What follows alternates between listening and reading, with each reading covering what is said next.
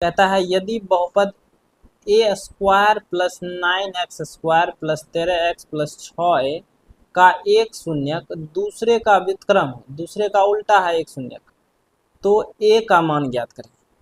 ठीक है, किसका मान निकालना है? a का। तो यहाँ पर हम मान लेंगे, माना कि द्विघात बहुपद के शून्यक अल्फा व बीटा है। क्या है? अल्फा व बीटा, ये हम शून्यक मान लिए। चूंकि द्विघात बहुपद है तो उसका दो ठो शून्यक होगा, तो एक शून्यक मान लिया अल्फा और दूसरा बीटा। सवाल में बोला है कि एक शून्यक जो है दूसरे का उल्टा है, दूसरे का व्युत्क्रम। व्युत्क्रम का मतलब उल्टा। वही यहाँ लिखे हैं, यहाँ शून्यक एक दूसरे के व्युत्क्रम है, यानी अल्फा बराबर 1/बीटा है, या हम बीटा बराबर 1/अल्फा कह सकते हैं। जो कहना है कहिए, क्योंकि उल्टा है, उल्टा कर दिए। अब यहाँ से क्या करते हैं, ये भाग में है बीटा, ये बीटा किस में है? भाग में। उसको उधर टपाए तो गुना में हो गया, तो उधर हो गया अल्फा इंटू बीटा बराबर इधर क्या बच गया? ए। और हम एक सूत्र जानते हैं द्विघात बहुपद में, अल्फा इंटू बीटा जो है c/a के बराबर होता है।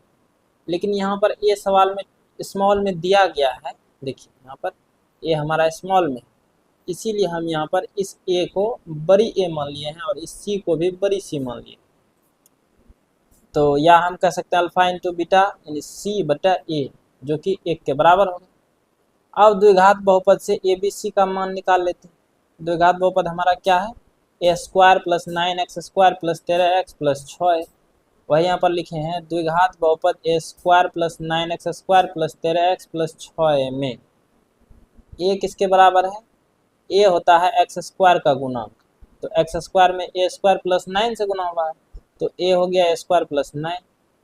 b होता है x का गुणांक जो कि 13 है, और c होता है अचर पद जो कि 6a है, तो c की जगह 6a रख दी। अब ये मान a और c यहाँ पर रख देंगे c/a में, तो c का मान है 6a तो 6a रख दिए, a का मान है a² प्लस 9 तो ये रख दिए। अब यहाँ करेंगे क्रॉस मल्टीप्लिकेशन, जिसको कैंची वाला गुना कहते हैं या वज्र गुना कहते हैं। यहाँ पर कर दिए a² प्लस 9 गुना 1 हमारा हो गया a² प्लस 9, 6 गुना 1 हो गया 6a।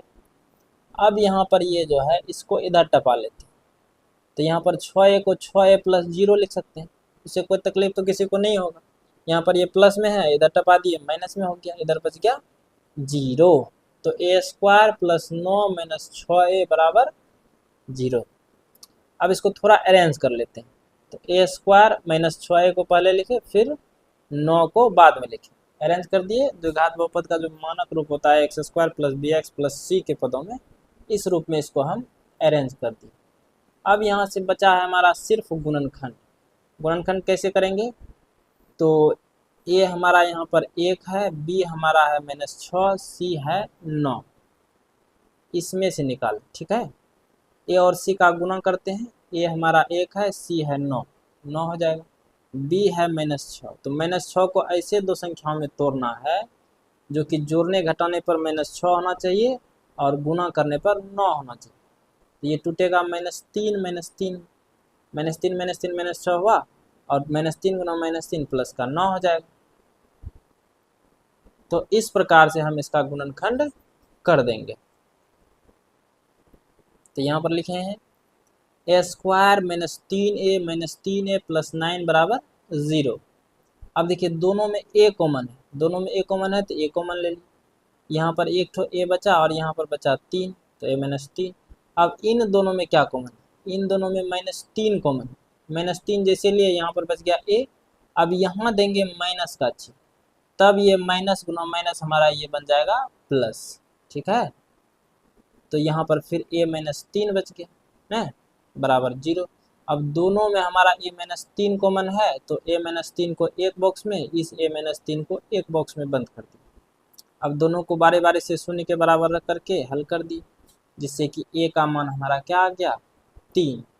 हमसे सवाल में a ही पूछा था, तो इस तरह से हमारा ये उत्तर हो जाता कंप्लीट। ठीक है, उम्मीद है कि आपको बेहतर समझ में आया होगा।